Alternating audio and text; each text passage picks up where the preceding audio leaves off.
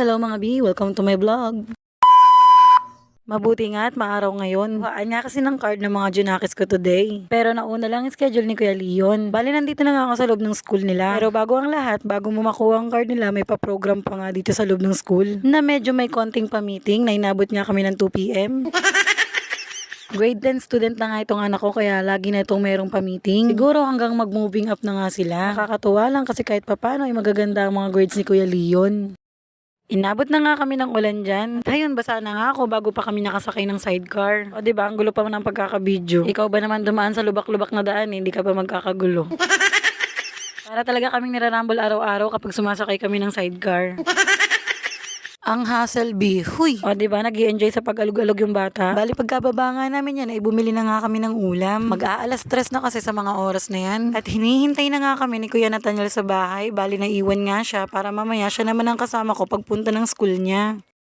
Fast forward na nga yan at naggagayak na nga ako dahil papunta na nga rin kami sa school ni Kuya Nathaniel. 4 p.m. kasi ang kuhaan ng card ni Kuya Nathaniel. Pero bago pa man yan, meron na nga bata nag-iiniyak sa tabi ko. Gusto nga kasi ulit sumama ni Bebe Yona. Gustong gusto kasi neto na pumupunta lagi sa school. Kaya sanay na sanay din to sa school eh. At hindi nga ako gaano nahihirapan sa kanyang iwan siya sa school. Sa tagal-tagal na nga na hindi naghahabol si Baby Yona, ngayon na nga lang ulit siya naghabol ng ganyan. Ewan ba anong nakain yan? Hala, nag-inati ang babae. Huy!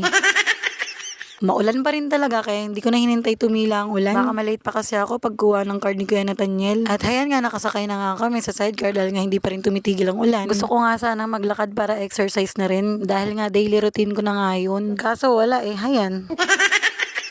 Araw-araw nga kasi ako naglalakad kapag nagsusundo nga kay Kuya Nathaniel at kay Bebe Yona. At eto na nga, nakarating na nga kami sa school. Dami na nga ring parents na nagdatingan.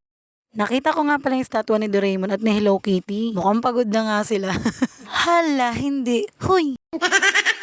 Diyos ko, third floor pa yung aakitin namin, B. Pero okay lang naman. Ang pinangangambahan ko lang talaga yung mga steps nun. Madulas nga pag ganitong maulan. Tapos medyo madilim pa sa paningin ko. Hirap talaga, B, kapag may malabong mata. Parang sa paningin ko kasi plain lang yung kulay ng hagdan. Kumbaga ba, hindi ko nakikita yung guhit niya. Pero ayos lang, kinakaya pa rin kahit papano. Bali, nandito na nga kami sa loob na nga ng room ni Kuya Nathaniel at nagdi-distribute na nga si teacher ng mga card. At nag-a-attendance na nga ako dyan. Pagkatapos nga naming makuha yung card ay pauwi na nga kami dyan. Ang saya-saya nga ni Kuya Nathaniel dyan dahil nga mataas din ang grade na nakuha niya. Gustuhin ko man sanang i-post kaso bawal nga sabi ni teacher. Haya, nagutom ang bata kaya bumibili na naman ng merienda. Always naman gutom yan. Wala namang bago dun. Pagka uwi ko nga, kakagising nga lang neto ni Baby Yona at nahimasmasan na nga. Yun ang?